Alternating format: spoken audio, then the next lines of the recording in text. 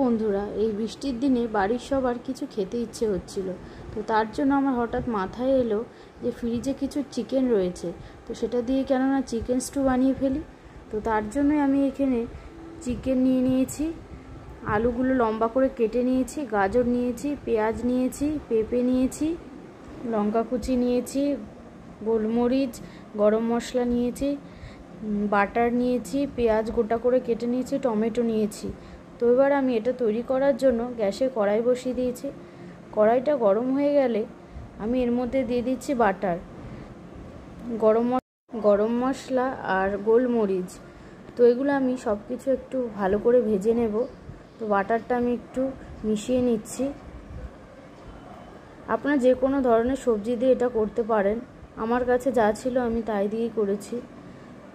তো এবার আমি এর মধ্যে দিয়ে দিচ্ছি আদা রসুন কুচি। একটু ভালো করে নেড়ে চেড়ে নিয়ে এবার এর মধ্যে দিয়ে দেব পেঁয়াজ কুচি।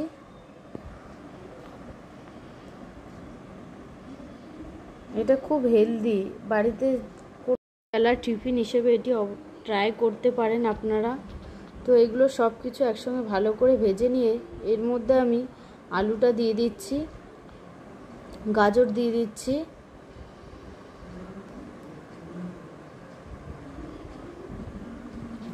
এবার পেঁপেগুলো দিয়ে দিচ্ছি, আমি গোটা পেঁয়াজ দিয়ে দিচ্ছি।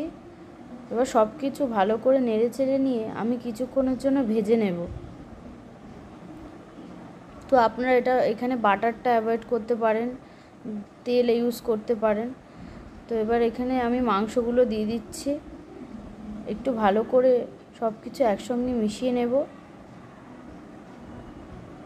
তো ভালো করে মেশানোর পর এর মধ্যে পরিমাণ মতো নুন দিয়ে দিচ্ছি।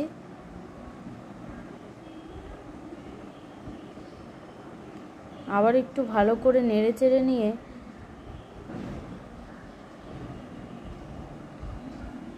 কিছুক্ষণ ভেজে নেব। তো এবার এর মধ্যে দিয়ে দিচ্ছি কাঁচা লঙ্কা। তো এবার এর মধ্যে দিয়ে দিচ্ছি টমেটো, পরিমাণ মতো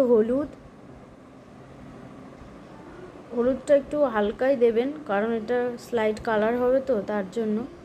তো একটু ভালো করে নেড়ে চেড়ে নিয়ে এবার এর মধ্যে আমি জল দিয়ে দেব পরিমাণ মতো। একটু ভালো করে সব কিছু একসঙ্গে মিশিয়ে নিয়ে এবার এর মধ্যে আমি দিয়ে দেব গোলমরিচ গুঁড়ো।